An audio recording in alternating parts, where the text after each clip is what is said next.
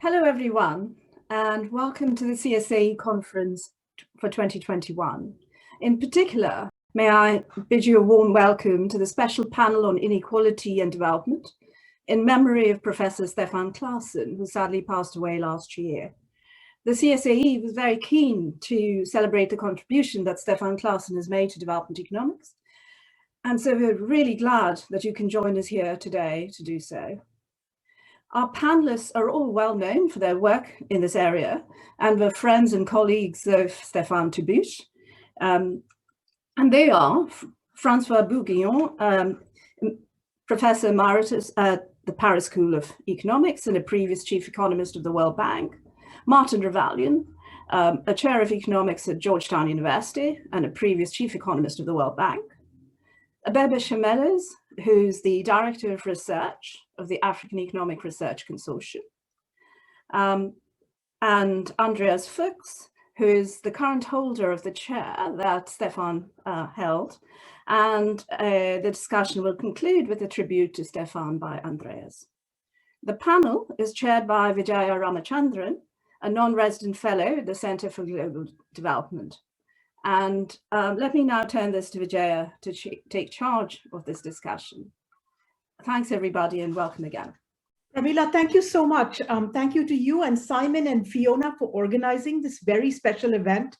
I think we are all tremendously saddened by Stephan's passing. He was a dear friend and colleague. I've known him for 30 years when we were both assigned to be teaching assistants for Amartya Sen's class on poverty and famines.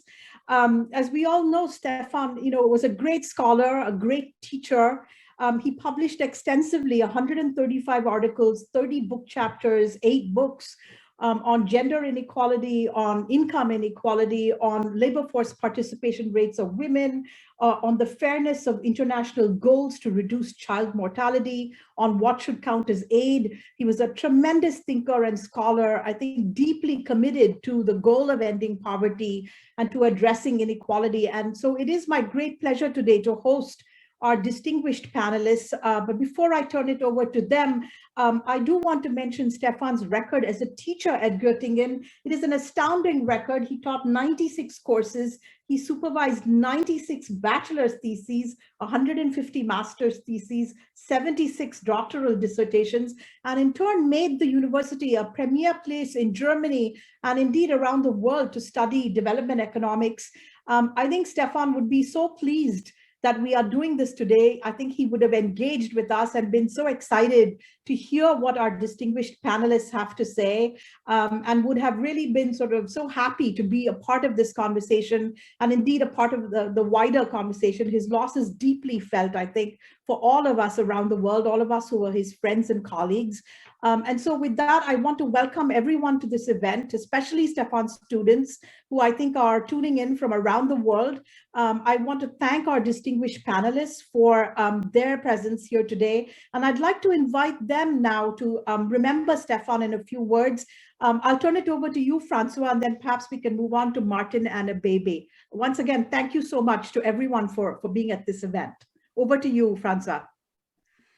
Thank you very much, Vijaya, and thanks to the CSAE for organizing this event.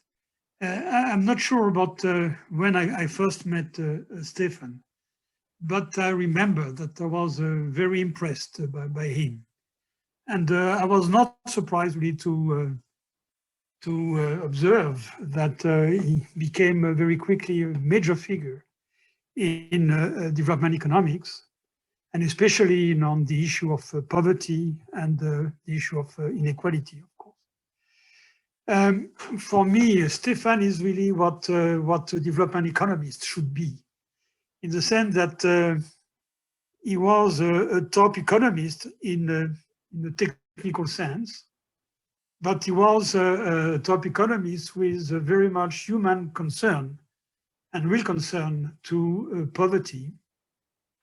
And this was going much beyond academic activity and much beyond academic publication. And I think this is really what matters. And to some extent, I would say that he also had a sense of activism in this area, which for me is something that studying development and working on poverty inevitably is leading you to. So the contribution of Stephan to the discipline, Vijaya already mentioned it, has been great in various areas.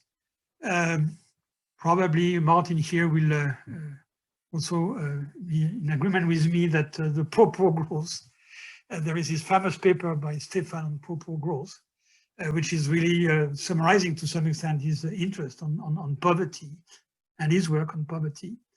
There was this work, of course, on gender inequality, which has been major, and which he analyzed in very different ways. I mean, looking at the impact of gender inequality on growth, but looking also, as it was said by Vijaya, on participation on many aspects of gender inequality. So, I mean, his contribution has been really important, and we are simply sorry that passing away at 54, we really missed a very important part of what his contribution could have been. Personally, my recollection with him are of various types. We worked together at some stage for the European Commission, putting together an evaluation of in those days, it was the MDGs. So this was in 2008. And so we did a lot of work together to convince the European Commission to make or to take some positions on development and to move from the SDGs later on to the MDGs. I also remember a seminar that I organized in Paris to reflect on the future of development economics, and which he attended, and I remember that he was extremely, his contribution was really a very strong one on what we should be doing, and the need to go beyond some purely academic considerations in development economics. And of course, we have been very much, very close to each other in managing the EUDN, the European Development Network. Stephan entered the executive committee very early. He was, as a matter of fact, right at the beginning. I remember this conference in Bonn, which created the EUDN, and he was there. And then he was in the executive committee for several years. And I was very happy to pass the baton to him when he became a president. And as you may know, he organized this meeting in Goettingen, and which was one of his major appearances as a president of the association. What was absolutely amazing is that he kept active and he kept running the network almost until the very end. I mean, he really, at some stage, he said, "Okay, I cannot anymore, so please replace me." But I must say that everybody was extremely impressed by his commitment to that network.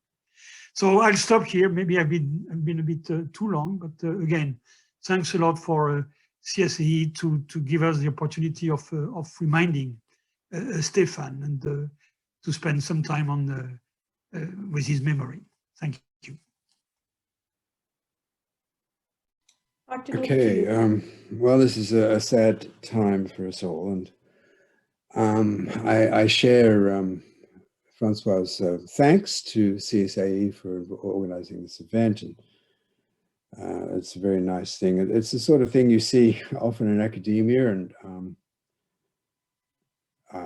it's much appreciated.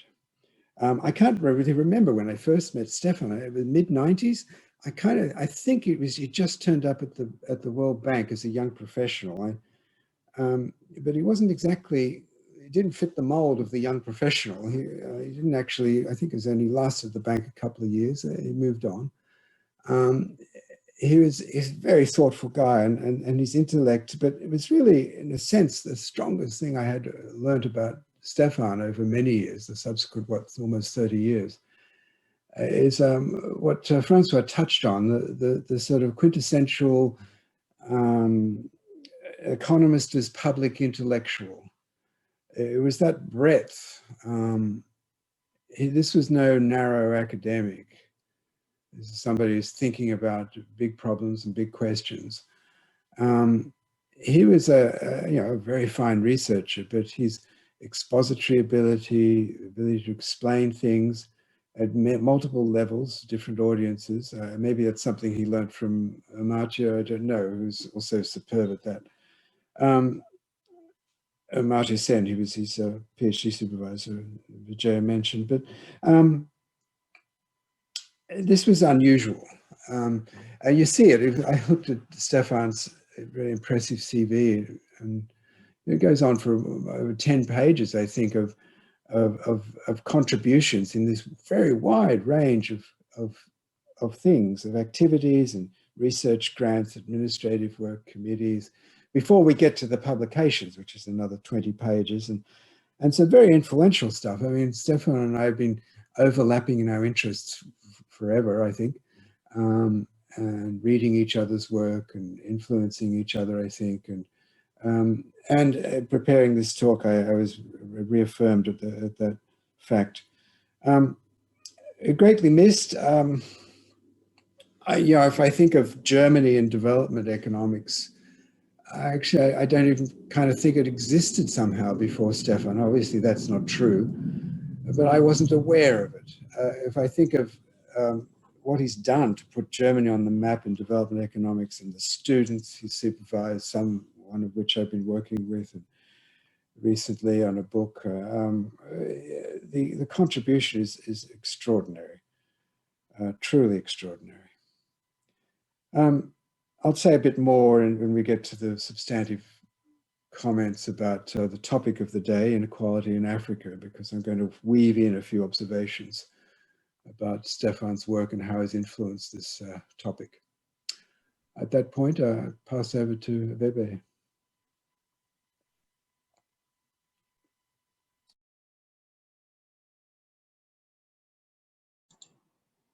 Thank you, Martin and Vijay. Let me also thank the organizers for inviting me to honor Professor Stephan Klasen with this distinguished and accomplished scholars. So mine is a bit probably a personal touch to the memory of Stephan. I first met him around 2012 when I was preparing the African Development Report on poverty, growth, inequality nexus. Given his prolific work, I approached him to provide some intellectual guidance against all hopes, knowing how busy he could be. And also, he had never worked with the African Development Bank, so it was just a gamble I made. But I was pleasantly surprised. Not only he agreed to help, but also recommended one of his PhD students to work with me. And eventually, we produced probably one of the best reports, I could say, on the topic. And one defining moment in that exercise was as we looked into the usual poverty growth nexus. He brought the issue of domestic violence. And if we could pick up something in terms of its contribution to long-term well-being. At the time, of course, there were small work here and there. So with the team, what we tried to do was generate the data from the demographic health surveys for about 14 African countries, and then examine how the domestic violence would interact with child well-being. And of course, we found a very strong association between the weight of a child at birth and women who experience severe domestic violence. And then we coined it the double burden that women would face. Not only one generation is lost, but you get also the next generation completely affected by this, and the prevalence in Africa was also extremely shocking. The level of domestic violence experienced by women, even the UN report, whatever we read, could not explain how much significant this was. So that report really brought out a very important dimension, which eventually led for me also to take up the DHS data to do a bit of work on inequality in Africa, thanks to Stephan. And I think when I met Stephan, the first impression I had of him was somebody I had known all my life. Very simple, very genuine, and natural. So you could easily feel you could trust that person. And also you could feel like you want to tell him anything you want. He was such a strong personal presence. So thanks for being here. Probably, I don't know why Pramila picked me, but really I deeply appreciate the opportunity to share this wonderful man's story with your audience. Thank you so much, Abebe, and thank you, Martin and Francois as well. I think we all share these views of Stephan as just being such a deeply committed and deeply genuine person. And I think it's wonderful for us to be able to share some of these memories with our audience. You know, we are now talking about something that Stephan cared deeply about, inequality, particularly in Sub-Saharan Africa, but also around the world. And we've asked the panelists to speak about what inequality means today, you know, what are some of the important dimensions of inequality and what impact COVID might have on inequality. And finally, what are the big policy questions regarding inequality in the 21st century? So I'm going to ask each of our panelists to make some comments on that, to feel free to ask each other questions on that. And I also would like to invite the audience to submit questions in writing in the chat function, and those will be passed on to me, and I will be able to call upon you as time permits or as the flow permits to ask some of your questions. So we hope to have a very useful discussion and presentation, and at the very end, we'll have also time for a couple more questions, hopefully. But with that, let me turn it over to Francois to make his opening comments. Over to you, Francois. Thanks a lot, Vijaya. Okay, this is not an easy task to talk about all these issues, and I didn't try to organize my thoughts or my remarks with some slides or whatever. Well, I may remember that discussing about inequality and poverty in Africa, I certainly could remember many discussions with Stephan, but maybe I come back to that a little later. I mean, you asked a question about what should we think about inequality in Africa and in the world.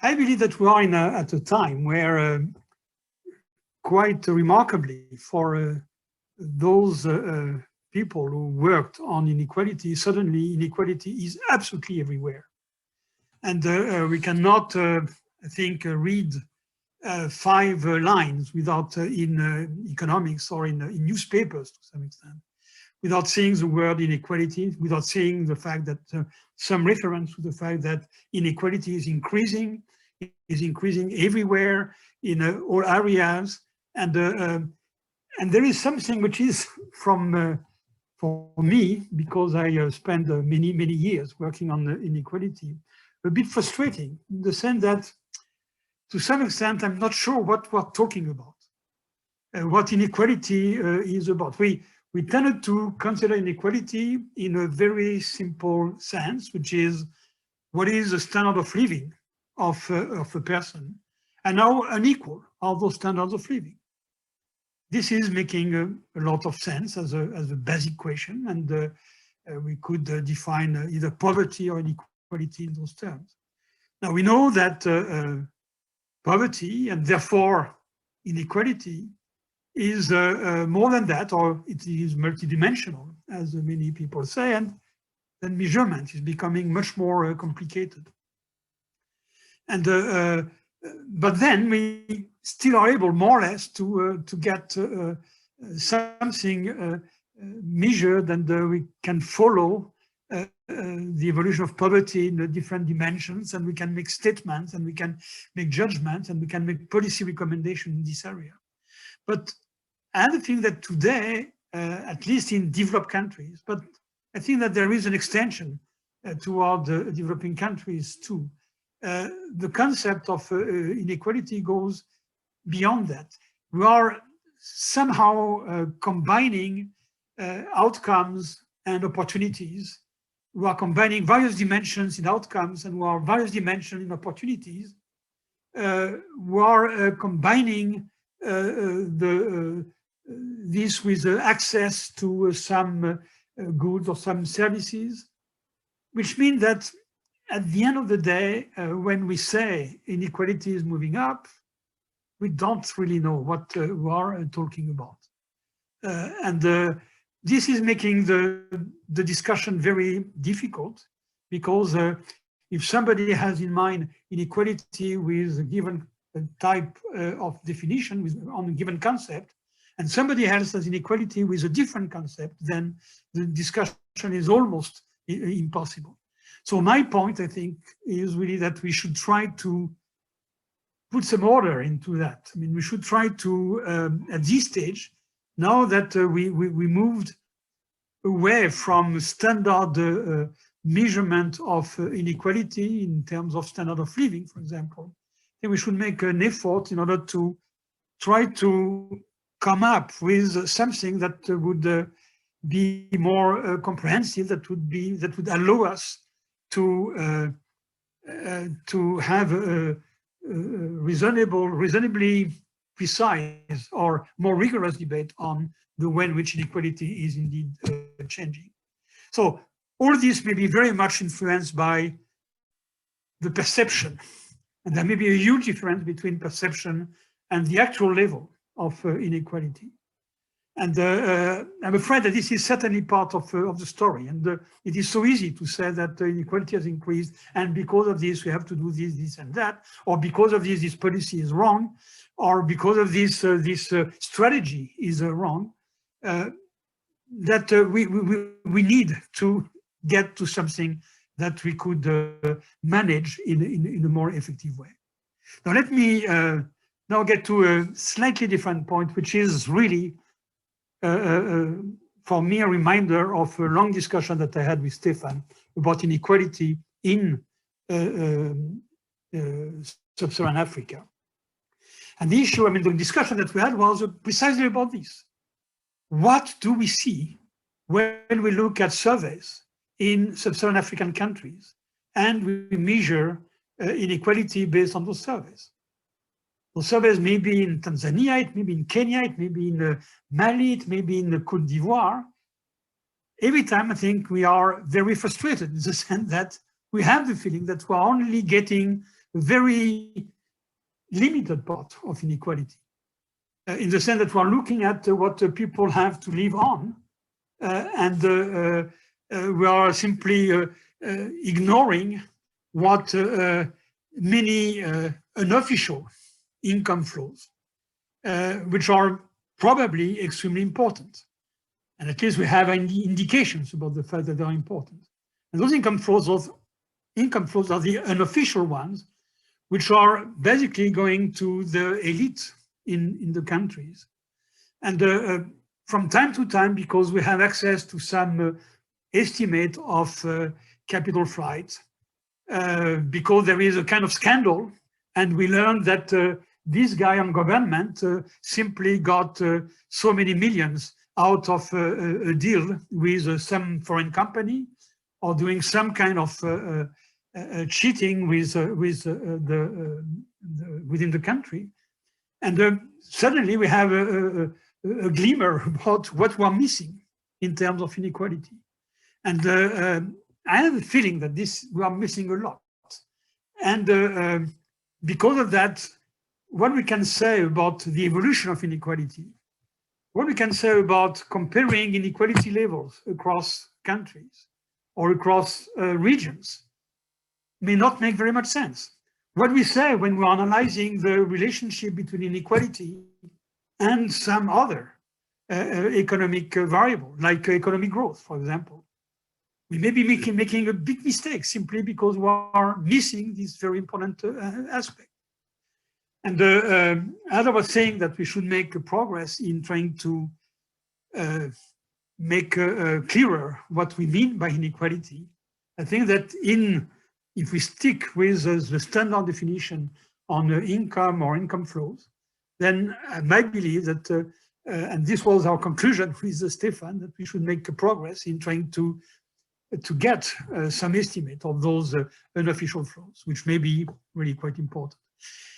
It seems to me that today, with the recent decisions now by many countries in the world to authorize automatic exchange of information on non-resident bank accounts, country by country, suddenly there is an instrument which is appearing, which should allow us to do a much better job in this area. At least we should be able to follow not so much the stocks. I mean, this is what Gabriel Zuckman did with his analysis of all the wealth which is invested in tax havens, etc.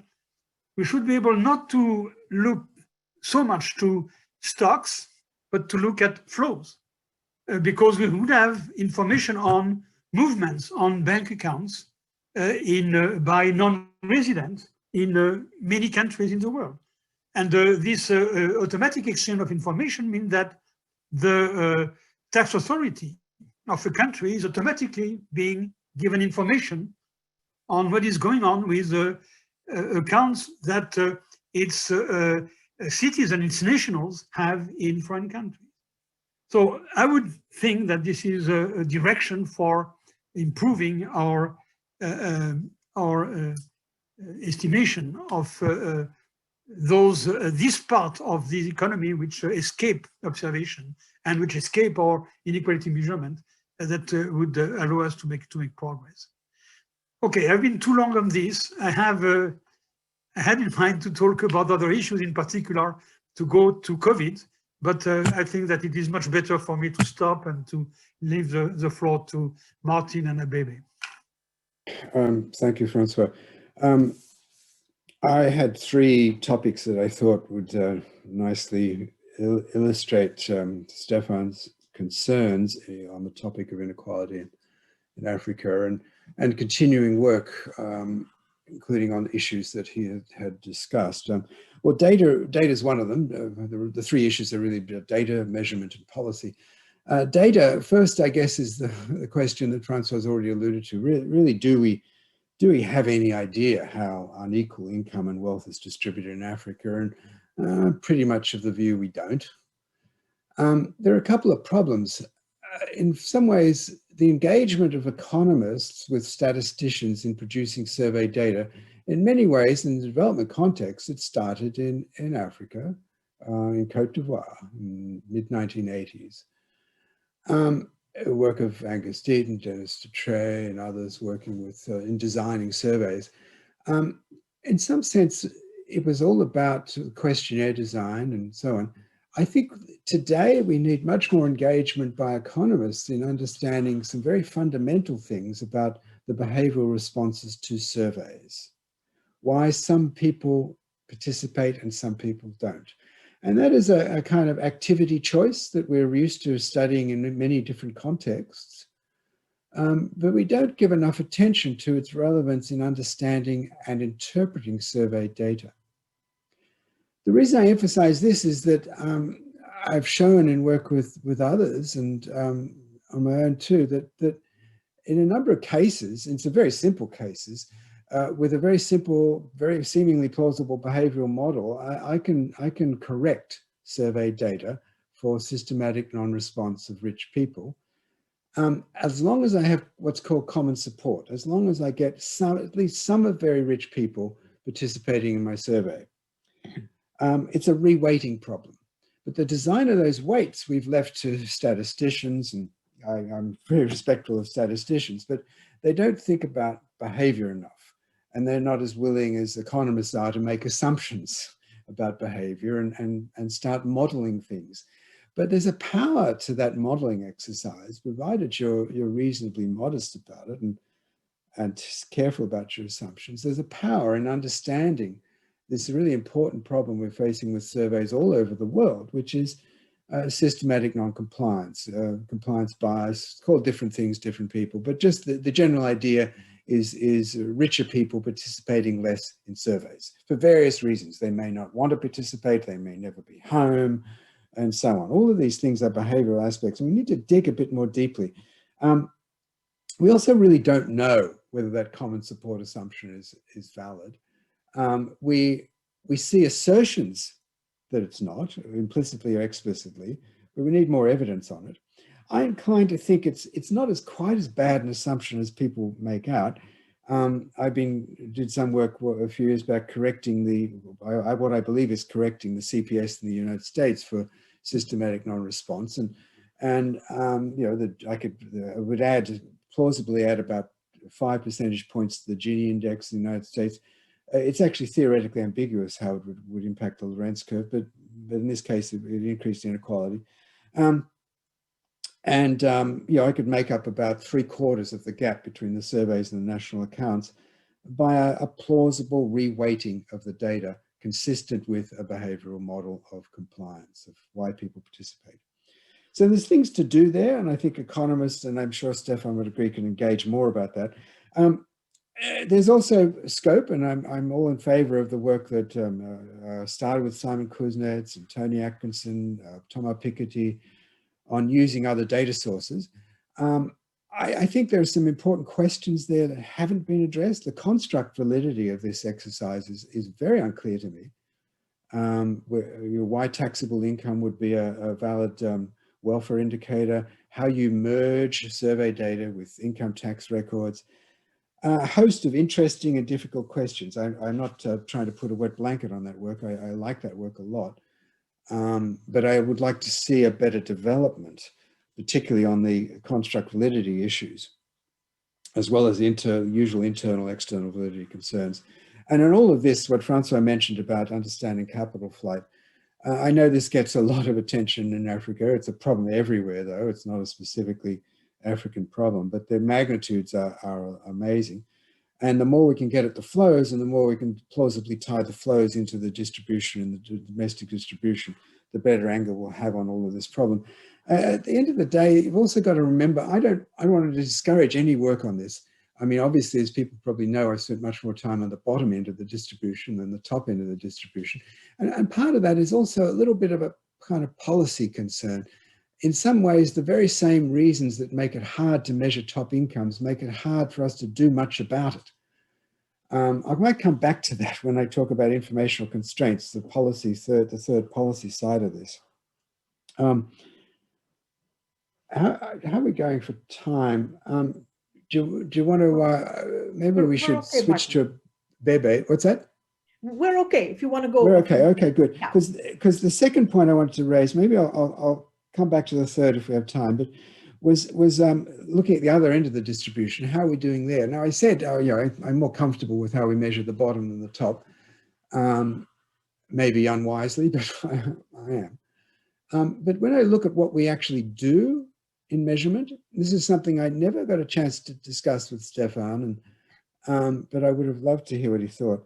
But I did read a paper he wrote with Marc Flaubert, which very much echoed things I'd been worried about. We see this expression, leave no one behind. We see it all the time now. If you go back into moral philosophy, you can obviously, it's a Rawlsian idea. You see it in social policy. You see it in actual social policies, not just thinking about social policies. The Employment Guarantee Scheme in India, the DBAR program in China, these are the two biggest social protection or anti-poverty programs in the world, have very much a philosophy of leave no one behind. It's to lift the floor, to reach the poorest. Leave no one behind is a rights-based idea. But how to implement that? And I've been struggling with that. And given the constraints we have on data, I mean, when we have panel data, there are things you can do that are more plausible. When you have cross-sectional data, you've got to make more assumptions. But I started working on this some years back. How do you try to put something on the table for measurement? And just for this purpose of this talk, I started doing a series for Sub-Saharan Africa. And I'm just going to show you a few things. Now, the first slide is going to illustrate the idea of leave no one behind in a narrow income dimension. So let me just do a share screen here, and there we go.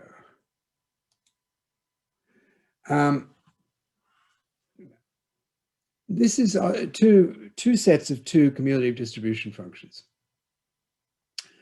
The counting approach to measuring poverty essentially says we count how many people live below a poverty line. We may weight them unequally. We may have a higher weight on poorer people. We may have a distribution sensitive poverty measure or whatever. But the counting approach may tell you very little about what's happening to the poorest, whether we're leaving no one behind. And I just illustrate that in two cases. On the left panel here,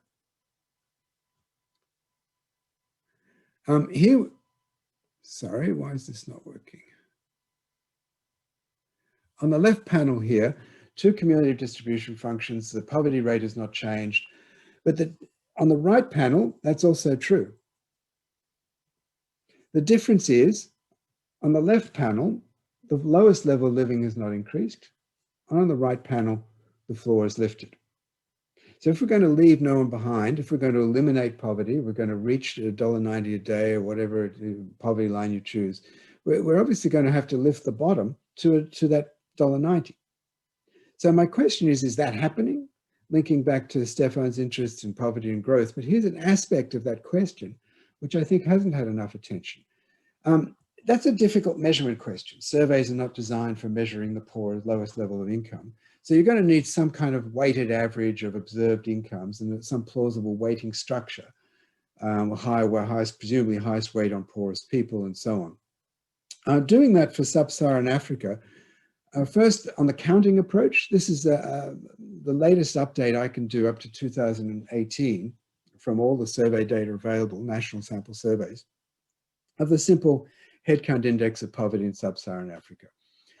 Pretty much a story we've all heard. A decline that started sometime around the mid-1990s.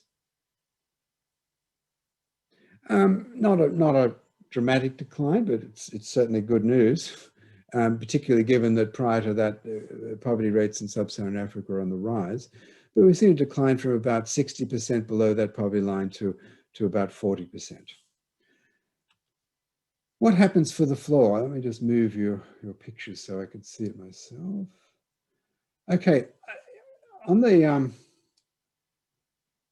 right panel here, I've given you two things. The overall mean of consumption or income, preferably consumption, doesn't make a lot of difference when you're forming these means. For Sub-Saharan Africa, for I think it's 48 countries I've got measures for a bit less than that actually, but a few countries we're missing. And that's the other big news in Sub-Saharan Africa, that we have got so much better coverage of household surveys. The mean has risen substantially over this period, from about $2.50 a day to $3.50 a day. And these are the conventionally weighted means. So I've made no correction in this calculation for selective compliance by rich people, which obviously would raise the mean. And obviously, if you allow for selective compliance, the poverty rates aren't quite as high as we think. Although that doesn't seem to be a big factor. The main impact of selective compliance is in the inequality measures. But the bottom there is the floor. This is my estimate of what I think is a reasonable estimate, the lowest of the average level of living, the expected value of the lower bound to the distribution of consumption in Sub-Saharan Africa. It has risen a bit in this period since around 2000, since the new growth we've seen, but not much. So in some sense, the growth in the overall average living standards is not lifting the floor much, but it is lifting it a bit. If you want to project forward how long it would take to eliminate this form of extreme poverty, maybe on the last day of that process, the floor will suddenly rise to $1.90 a day, but at the rate it's going now, it'd have to be, it's going to take a lot longer And certainly no way to SDG 1 can be achieved in Sub-Saharan Africa the way we're going. And the reason being, not enough of that development process is reaching the poorest. A final picture, where are we talking about? Here I've just put together a slide showing a map showing which countries in the world do you find people living at the floor, and living at the lower bound to global living standards, the poorest in the world. Where are they? A couple of observations here. Two things matter enormously to the floor. Obviously a low mean consumption or income, but also high inequality. So you see countries like Brazil. Brazil has many people living at the global floor, even though it's not a low-income country, because of the inequality. About half of the countries in the world where people live at the global floor are in Sub-Saharan Africa. No, obviously not all, and I've listed the countries there. Okay, I've talked a lot, and let's move to Abebe, I think. And if we have time, come back to some of these issues about policies and informational constraints tied up with these data problems. Thank you. May I go, Vijay?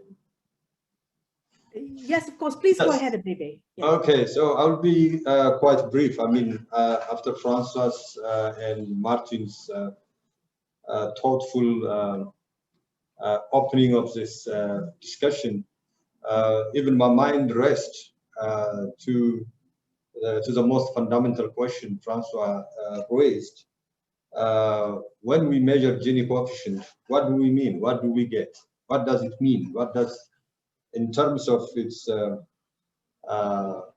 concept in social justice? So I try to remember what Amartya Sen said about the Gini coefficient about 40 years back. He said it measures the amount of ill feeling society has in general when you aggregate the Gini coefficient.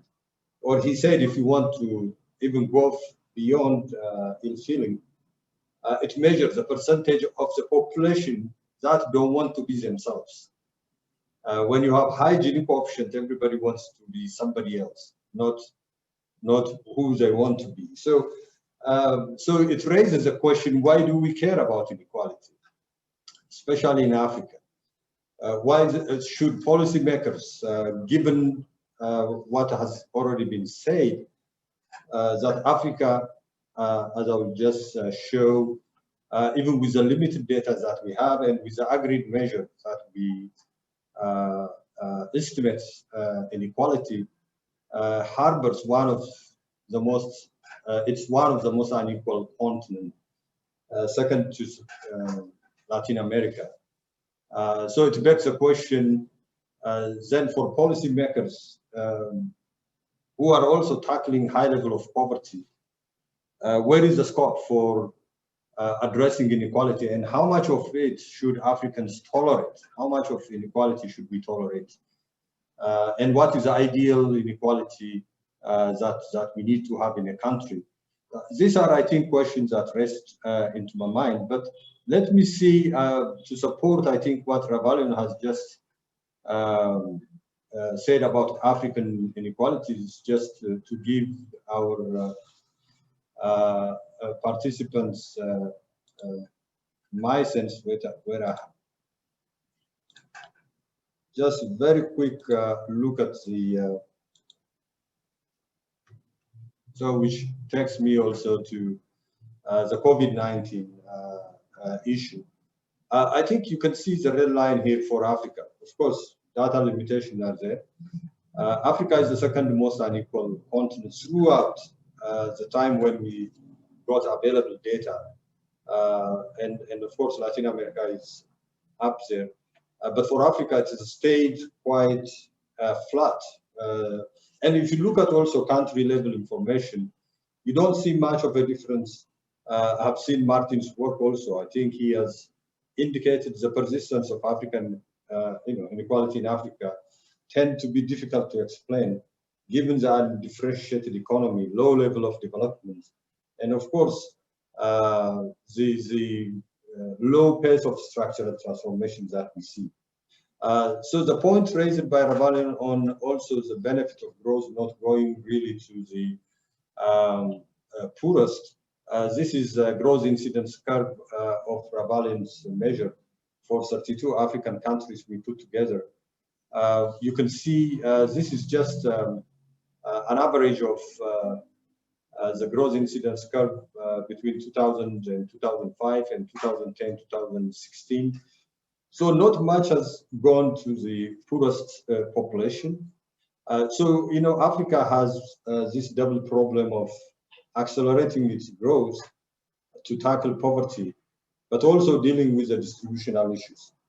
Now, when we come to the COVID pandemic, the levels by which inequality has changed. We did a bit of work in 5 African countries, Ethiopia, Ghana, Kenya, Senegal, Uganda. We used household surveys and a bit of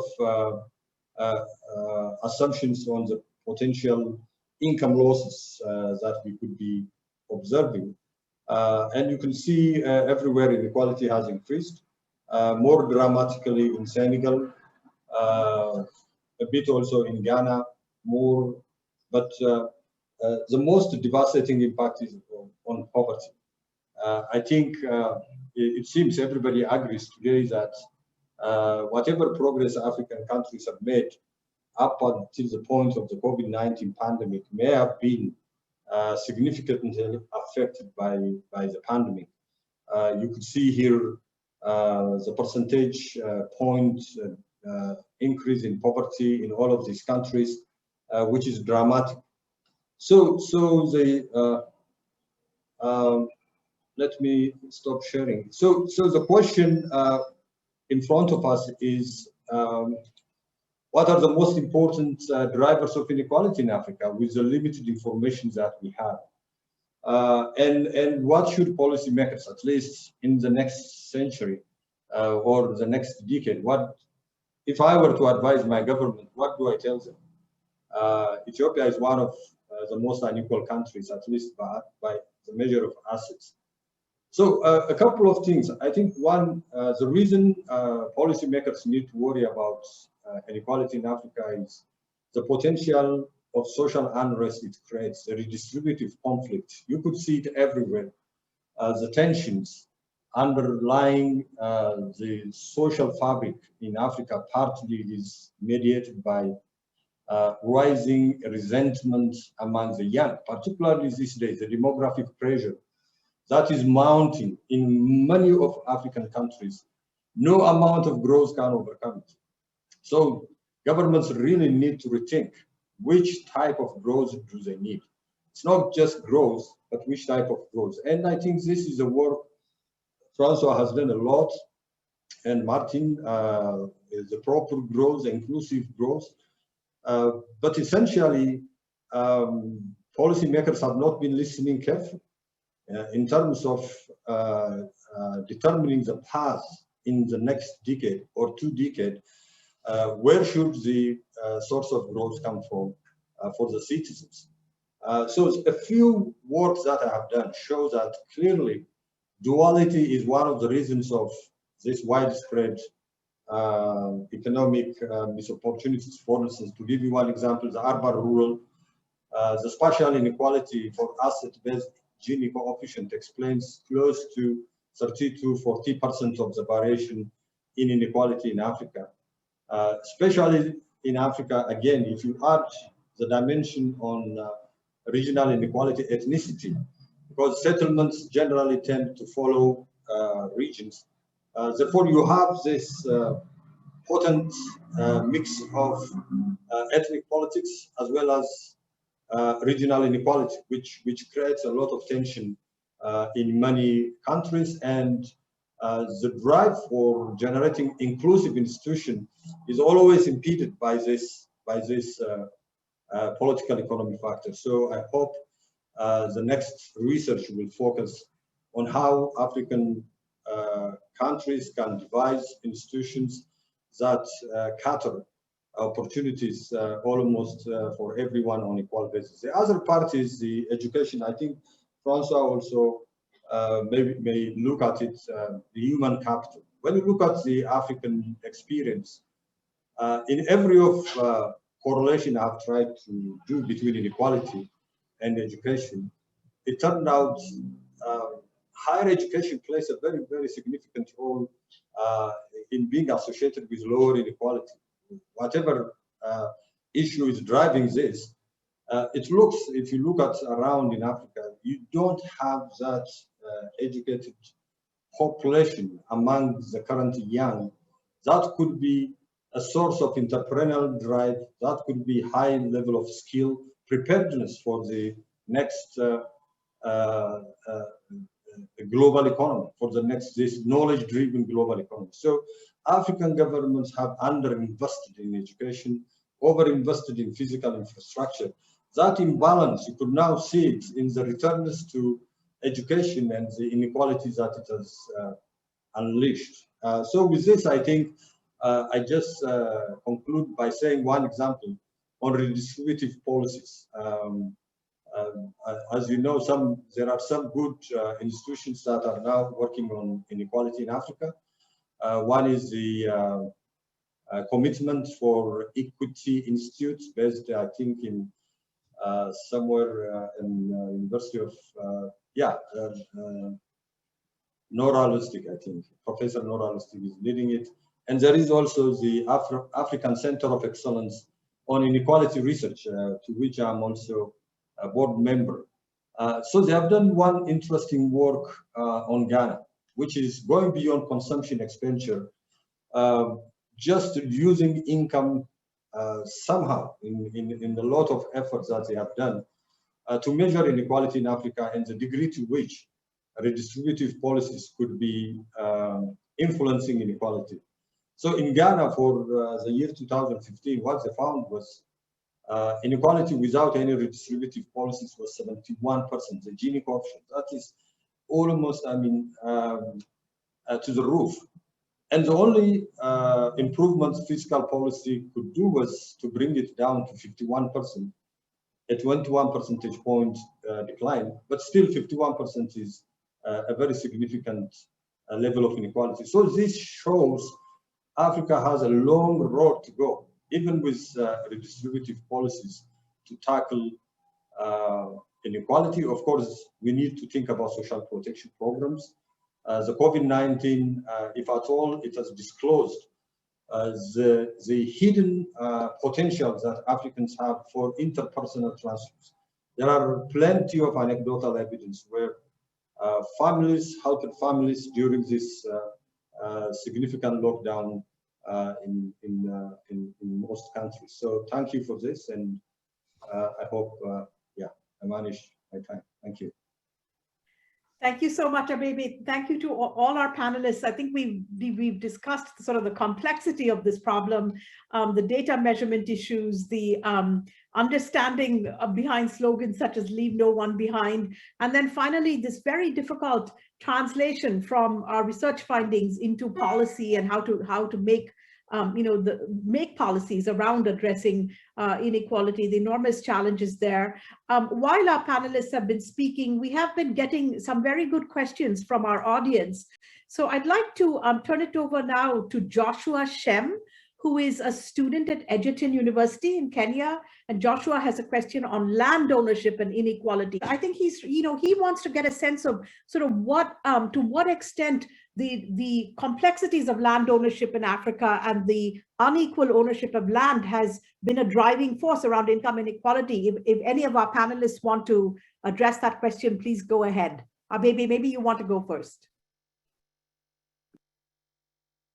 Yeah, thank you. I think this is an important question because a large part of Africa's income flow originates from land, if you think about it. And land ownership, this is actually what researchers thought way back in the 1970s, 80s, that Africa shouldn't have even high inequality because land is fairly distributed.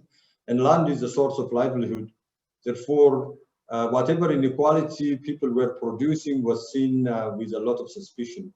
However, I think recent data on land inequality, starting even with, I think, Denninger, who has done a lot of construction of data on land inequality, showed clearly that the manner in which land is owned in Africa and the inequality across many countries is high. But most importantly, the land market itself. It's one example I can tell you is my own country. Way back, Professor Stiglitz was in Addis, and he was addressing us saying, you guys, why are you saying land should be sold and bought in Ethiopia? Because that would really make inequality towards it.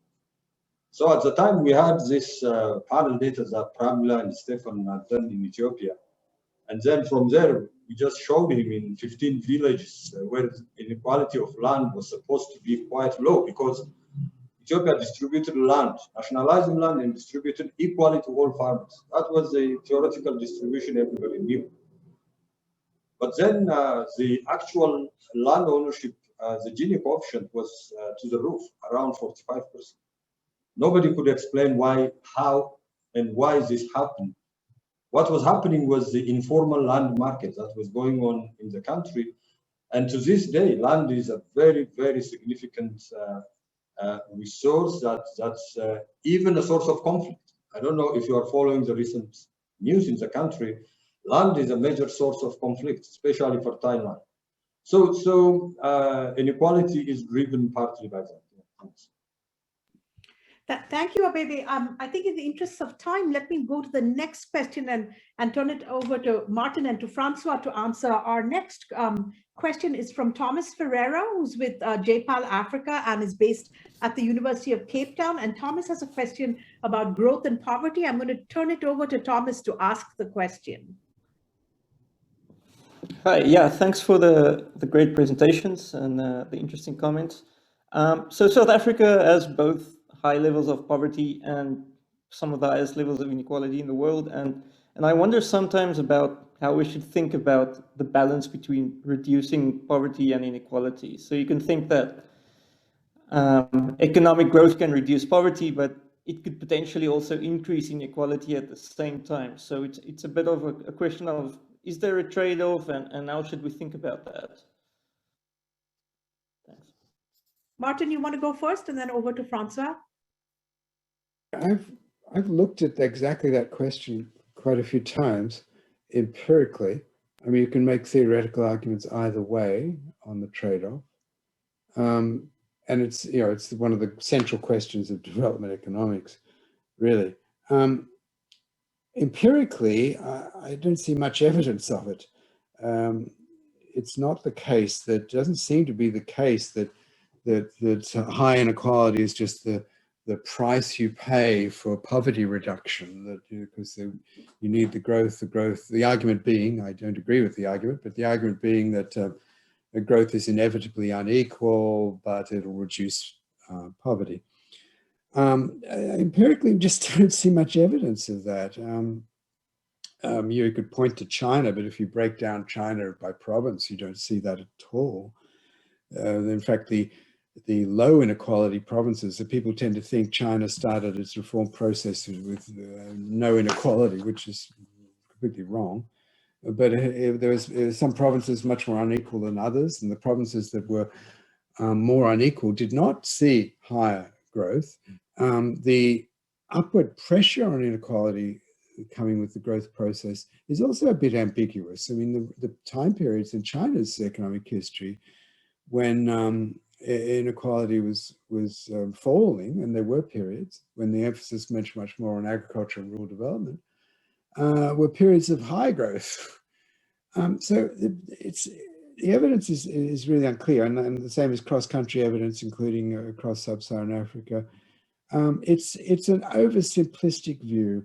There are ways through policy and through circumstances in countries that maybe things that you can't change, maybe not, maybe you can, but there are many ways in which many aspects of the country, the initial conditions and the policies pursued that alter this supposed trade-off, or you can manage that trade-off through policies, another way of thinking about it. One area of policy that I was going to say something about, that this might be a time to mention, that's grown enormously in Sub-Saharan Africa in terms of sheer number of programs is, of course, direct interventions and social protection. If you go back to the 1990 World Development Report, which really started it all in the bank in a big way, the World Bank, social protection was a kind of half prong. There were 2.5 prongs to the strategy for eliminating poverty, and social protection, direct interventions were a kind of half prong. We'd laugh about this because I personally never agreed with that. Since then, especially in Sub-Saharan Africa, we've seen this huge expansion in the programs. I've been trying to look at more systematically at how well they're working, and I guess the overall feeling is excessive emphasis on inclusion error, on reducing inclusion errors, too little emphasis on exclusion errors, a point that many people have made in the past, but is still very salient. I'm also really impressed with the informational constraints. Again, this is not a peculiarly African problem, and there's a lot of diversity in Africa in this respect, some countries more than others, but the informational constraints actually dwarf, in my view, the incentive constraints that economists have paid so much attention to. And here I think I did some calculations with PhD student Kate Brown and Dominic van der Waal for Africa. We were finding that, for example, here's one way of thinking about it. Imagine you had a budget sufficient to eliminate poverty through these direct interventions with perfect information. So to find a sum of money, if I have perfect information, which of course I don't have, how much would it cost to eliminate poverty? That's your budget now. But now I want to see how much impact you have on poverty with that budget, but the information you actually have. So here I'm trying to measure the informational constraint. Looking at the information governments actually do have, which is a set of indicators, how much do you reduce poverty with an optimal set of policies? And I emphasize optimal. This is quite a complex programming problem. I'm not talking about proxy means tests and regressions, which are not the appropriate tool. It's an optimized numerical optimization problem. How much do you actually eliminate poverty? Well, best guess, averaging across many countries in Sub-Saharan Africa, 3/4 of the poverty remains. 3/4 of the poverty that you have with these interventions optimally targeted based on the information you actually do have, the information the government has about people. 3/4 of it remains. And another constraint on all of this is the household itself. This, what I just described to you as a household constraint, this brings me right back to Stephan's work, because he appreciated this point as much as anybody, that the household is a kind of institutional constraint on poverty reduction. Poverty is a personal thing. It's about an individual. Kate and Dominique and I also did some calculations on how much that constraint matters. The fact that you have to rely on households rather than people.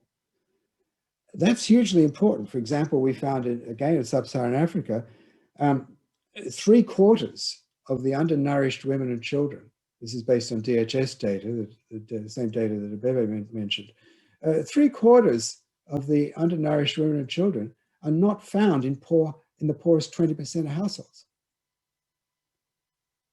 There's a correlation, obviously. Poorer households are more likely to have undernourished women and children, but they're spread through the distribution. And that's an indication of two things: intra-household inequality, again, a theme of Stephan's work, and poor health environments. Environmental enteropathy, for example. Poor health environments and intra-household inequality mean that you know, this is if you're going to, even with, if you could optimally identify with the information you had, the poorest households, you're going to leave a lot of the problem untouched. This to me is pointing to the importance of much more universality in how we think about basic health and education. And it leaves me a bit skeptical on at least the current efficacy of the agenda based on direct interventions through anti-poverty programs. Thank you, Martin. That's a very interesting insight. Francois, I want to turn it over to you to see if you want to add anything to those comments. Yes, I don't think I have very much to add, but I think that I would like to make a point which is of some importance. The question being asked by Thomas reminded me of a tool that I used when I was in the World Bank to talk about poverty, inequality, and growth. And my point was simply to say that there is, I mean, I presented that as a triangle. And basically saying that when you know two vertices of the triangle, then you know the third one. So if we observe that growth is taking place and there is no change in poverty, then I believe that we have to conclude that the inequality is increasing, or it is something else. It is possible that part of the growth in GDP is not going to households. It's going to not somebody, but to some other use. For example, you might have a lot of income which should be retained by companies and being reinvested. In which case, we don't really know what happens to that. But if we have information on how much is going to the households, and this is an information that comes from national accounts, it is not a fantastically precise information because household income in the national accounts are very much residual estimates. But if we have information on this, and if we have information on poverty, and if we have information on growth, then we have very much instrument that would allow us to tell something about what is going on with inequality. And coming back to the point that I was making in my first set of remarks, to some extent I believe more in that than in inequality figures. If I observe today, and there are many countries over the last 10 years where we observe growth and at the same time very little progress in poverty, then I believe that we can conclude from this that in those countries inequality has increased. But my point here is to say that we don't necessarily observe that, because we are back to the problem of the survey data. But what we can infer from that very fact is that there is some income that I mean, poor people are not benefiting from growth in a proportionate way. And because of that, we have more inequality. I have my feeling that we didn't use this kind of argument enough. And you see that what is interesting in this argument that we don't really need to look at Gini's. We're simply saying the Gini is the consequence of a kind of discrepancy between growth rate and poverty. Now, we may say, okay, the problem may be on the measurement of poverty, but I would tend to believe, a little like Martin, that we are certainly much better at the bottom of the distribution than at the top of the distribution. And that surveys are rather good instruments to analyze poverty. This was the first point I wanted to make, and I believe this is a point which is of importance, especially in view of the fact that, and this is in agreement with the chart that Abebe has shown about the growth incidence curve of in Africa, where we could see that the top of the distribution was benefiting more than the bottom of the distribution. To some extent, if you observe only the bottom, you can infer that the top has done much better. And if you know that the bottom has done less well than the average growth in the economy, you can infer that the top has done much better. So you have something on inequality. And the second point I wanted to make is about redistribution. And this is following up on Martin's remark on the social protection and then poverty in Sub-Saharan Africa. I'm not sure that we are able to do very much with this at this stage. And if I remember well, the few estimate that Nora Lustig and the CEQ in University of Tulane, what she's doing, analyzing redistribution in many countries through taxes and through direct transfers, she finds, as it has been the case for many, many years, that the most important redistribution element in Sub-Saharan Africa is not cash transfer. It is in-kind transfer, but those in-kind transfers that go through education, through schooling, and through health. And then we're back to something else. Okay, fine. It is true that because households do not have to pay for schooling, this may be considered as a transfer made to the household. This is very debatable. I mean, I'm not sure that the households are living much better because they are sending their kids to school. We may expect that kids, when they will be adults, might be living better because they have a better education. But today, I'm not sure that we are really reducing poverty. And I remember to have had a long discussion with Nora and the group working with her in Tulane about this. I mean, what should you do in order to measure the impact of schooling on poverty?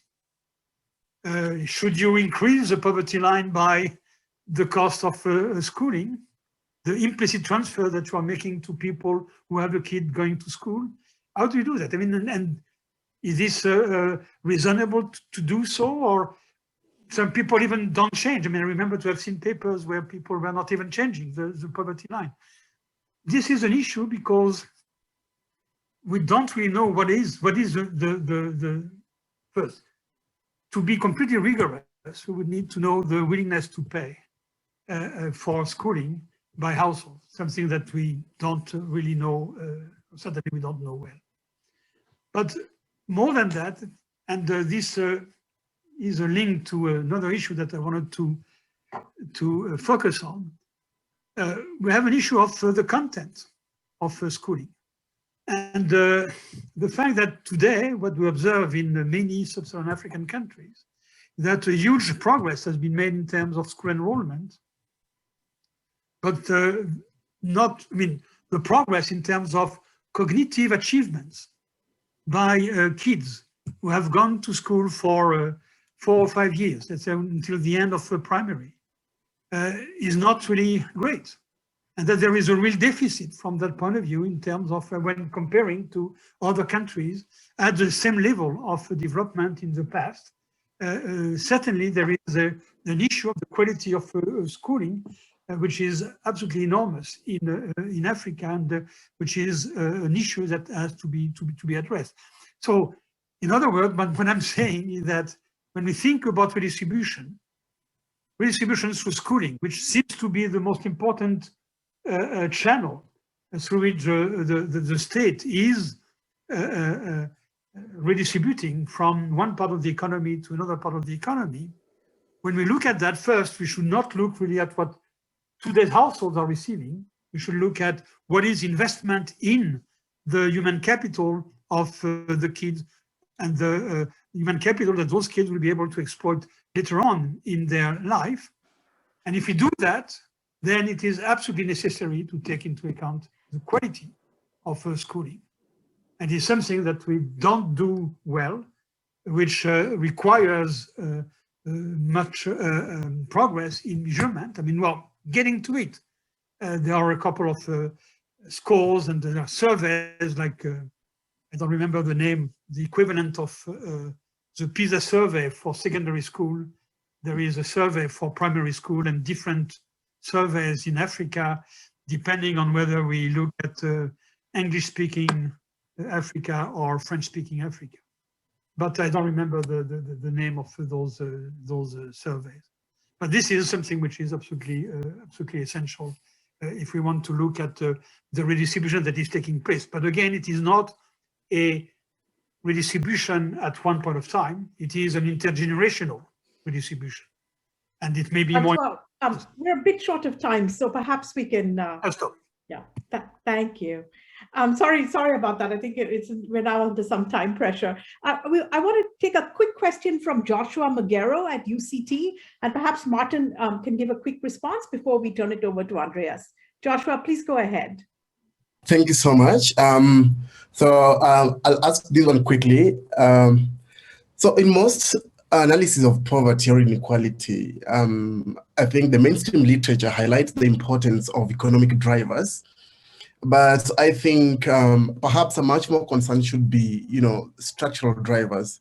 That is, the nature of distributive politics and how that drives inequalities, especially in countries that are ethnically diverse like Kenya, where the distribution of economic factors that drive inequality or poverty, if you like, are also dependent on, the nature of politics and, ethnic communities that are close to power. But unfortunately, in most of these cases, most surveys do not have the ethnicity variables or these unobserved factors that perhaps drive inequality. And even when they're collected, they're not availed for public use. So how do we, as researchers, I'm just wondering, as a young researcher, how do we highlight, such evidence that can be used to influence policy where data on such factors are lacking? And they seem to be the most, in my opinion, the most important factors. Thank you. Thank you, Joshua. Martin, over to you. Yes, very quickly, if your survey doesn't have ethnicity, it's going to be a big constraint, obviously, as you realize. And I don't have any simple solution to that, but I also haven't found that to be often the case. So at least maybe I've been lucky. But I will tell very briefly, the story of Malaysia. And it's a story that hasn't been told much. I have a two-part paper in World Development now that tries to tell the story, the economic history from the point of view of poverty and inequality of this amazing country. Amazing because it's possibly the most successful country against poverty and inequality that we've seen in the developing world. And one of the key elements was its aggressive effort at ethnic redistribution. It was neglected in the immediate 10 years after independence. It was neglected by the alliance of the elites across different ethnic groups, and the country blew up, and the riots, and it was awful. They realized, I think the count was 600 dead in the first day of these riots, but it was realized you had to do something about it. It was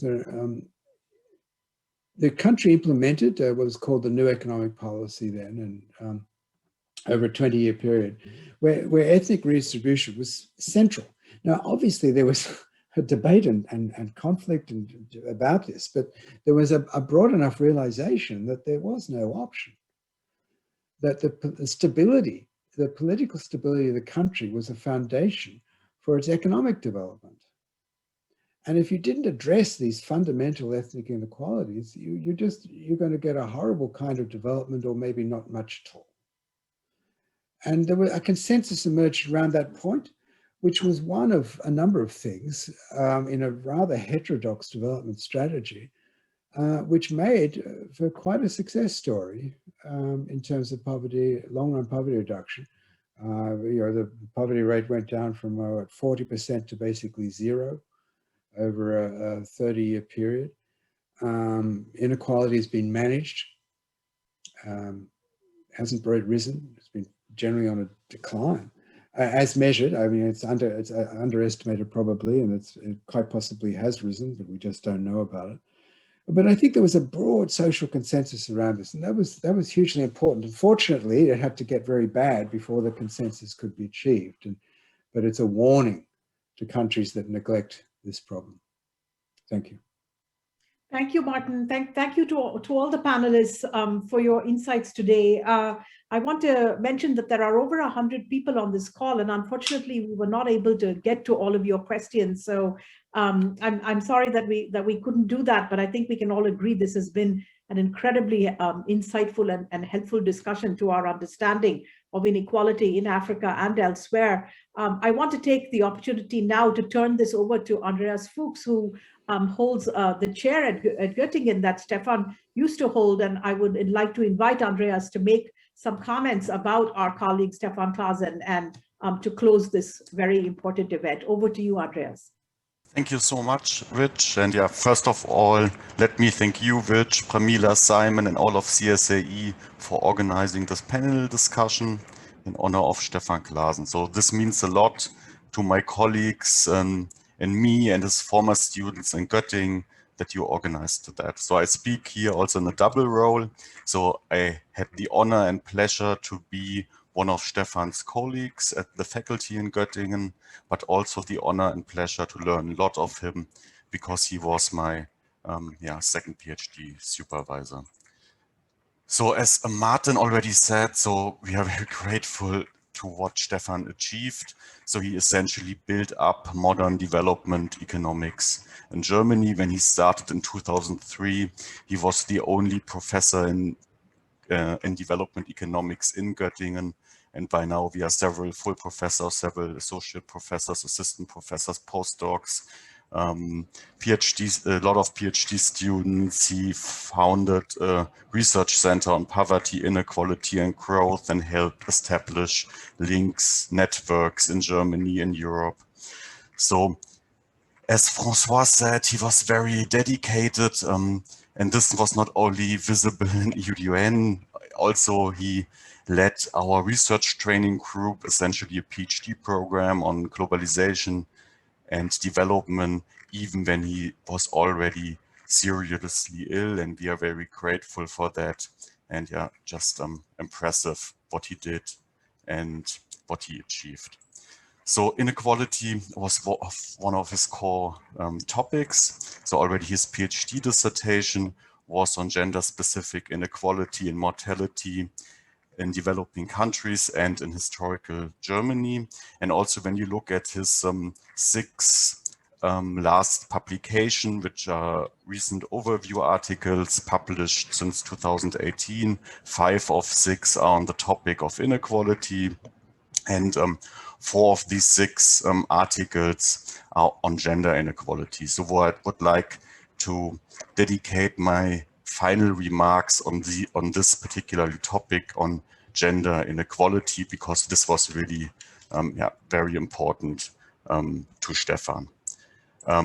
So in particular, I refer to one of his final papers published in World Development, where Stephan warned that we should not overinterpret the trends in declining gender inequality over the last decades. So he warned that we should have a closer look, and that he writes that since the early 2000s that there's a stagnation in the decline of gender inequality. So he borrowed the term of Fukuyama, end of history, and warned that there's not yet an end of history for gender relations. So when you have a closer look, for example, you observe that female labor force participation rates stagnate or have fallen in developing regions of the world, and also in developing countries, then there's stagnation or even falling female participation in India. So what should we conclude from that? So he had also a couple of policy conclusions and said, okay, we have to better understand the deep-seated norms and values shaping gender relations. There's also an urgent need for the women's movement and other actors in both developing and developed countries to keep pushing for equality in rights. He also turned an eye on the role of men and the increasing unemployment in the male population, that there are policies needed to tackle the relative economic decline of less educated men in many countries. And he also advertised for growth and fiscal policies that promote female employment opportunities. So one cannot be sure that that this march towards gender inequality will continue. But who Stephan knows also that he was an optimist. So I want to conclude with some optimism. So he wrote that this might only be a temporary setback. So there are already now policies in place that are institutionalized, and that there are strong counter movements against this stagnation in gender inequality. So he was hopeful that this will again accelerate the progress towards gender inequality again. And with this optimistic view of Stephan, I would like to close this panel. So thanks again to everybody, to the panelists, to Vich, to CSAE.